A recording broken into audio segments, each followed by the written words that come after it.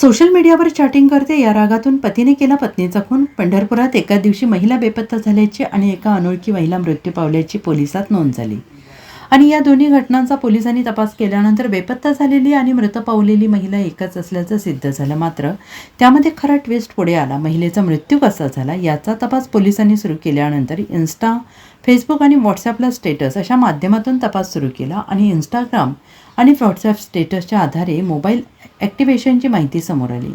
यावेळी तिच्या पतीकडे चौकशी केल्यावर संबंधित महिलेची हत्या तिच्या पतीनेच केल्याचं पुढे आलं.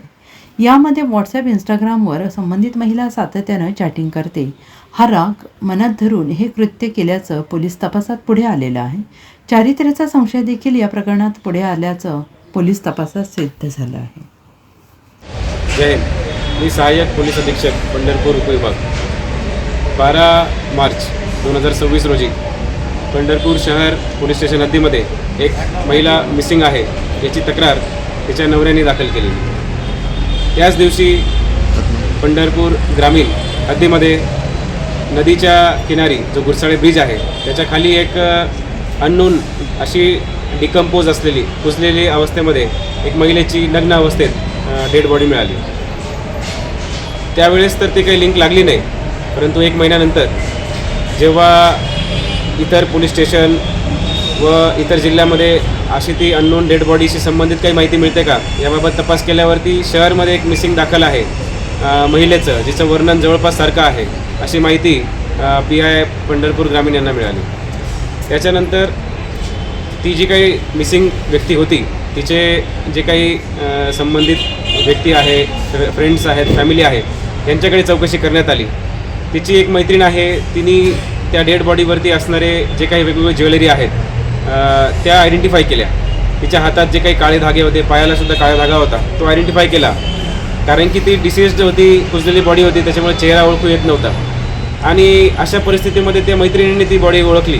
त्याच्यानंतर ती जी काही त्या डेड बॉडीची ओळख पटली. त्याच्यानंतर तपास सुरू झाला. त्या मिसिंग महिलेची जे काही कलिग्स आहेत ती ॲक्च्युली एका हॉस्पिटलमध्ये कामाला होती.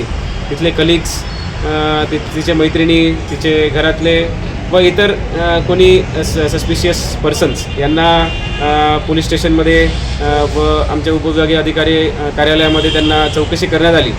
आणि चौकशीमध्ये काही गोष्टी निष्पन्न झाल्या, काही तथ्य निष्पन्न झाले. एक व्हॉट्सॲपवरती जो काही डिॲक्टिवेटचा जो टाईम आहे त्याच्यानंतर एक वॉटर पार्कला जाणार आहे असं एक तासानंतर स्टेटस त्या ठिकाणी आढळलं. म्हणजे मोबाईल स्विच ऑफ होता, परत स्विच ऑन केला गेलेला, स्टेटस ठेवलं गेलं, परत स्विच ऑफ झाला. आणि जे लोकेशन होतं शेवटचं तिचं मोबाईलचं तेही सुद्धा आयडेंटिफाय केलं गेलं. त्यामध्ये दाट संशय तिच्या जो काही पती आहे त्यावरच आला आणि त्यानुसार पुढे तपास सुरू झाला. इतर टेक्निकल एव्हिडन्सेस ॲनलाईज केल्या आणि त्यानंतर एकूण अशी निष्पन्नता झाली की हा जो काही प्रकार आहे तो त्या मिसिंग महिलेच्या पतीनेच केलेला होता. अनेक वर्षापासून त्यांच्यामध्ये वेगवेगळ्या पद्धतीचे वाद होते, पर्सनल इश्यूज होते आणि काही असे अफेअर्स असण्याचे काहीतरी संशयास्पद एकमेकांमध्ये भांडण होत होते. त्याच्या अनुषंगाने एक दिवस दुपारी 12 वाजता गळा दाबून जो काही मृत्यू आहे त्या महिलेचा तो घडला होता. आणि त्याच्यानंतर तिचा मोबाईल स्विच ऑफ केला त्या आरोपीने. त्यानंतर परत स्विच ऑन केला, संशय स्वतःवर न येण्यासाठी वॉटर पार्कचं स्टेटस ठेवलं आणि त्याच्यानंतर पुन्हा तो मोबाईल स्विच ऑफ केला आणि ती डेड बॉडी काही दिवस, एक दिवस घरामध्ये ठेवली. त्यानंतर ती कुठेतरी पुरून ठेवली. त्याच्या दुसऱ्या दिवशी परत ती बॉडी नदीमध्ये त्या गुरसाळे ब्रिजपासून खाली फेकली. असा सगळा प्रकार झाला. एकंदरीत त्यामध्ये आरोपी निष्पन्न झालेला आहे आणि जे काही पीडित आहे त्यांच्या नातेवाईकांकडून आता फिर्याद ड्राफ्ट करण्याचा प्रयत्न आहे आणि ड्राफ्ट झाल्यावर पुढील कायदेशीर कारवाई जी आहे, गुन्हा दाखल आणि अटक ही सगळी होणार आहे.